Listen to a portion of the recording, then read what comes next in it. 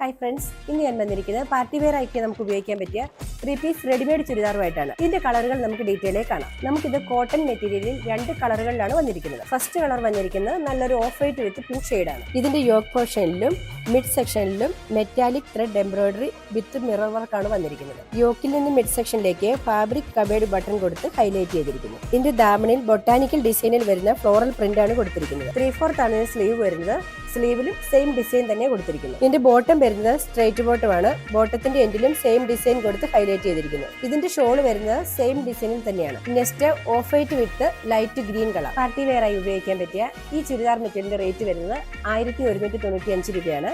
ഇതിന്റെ സൈസ് വരുന്നത് M2XXL.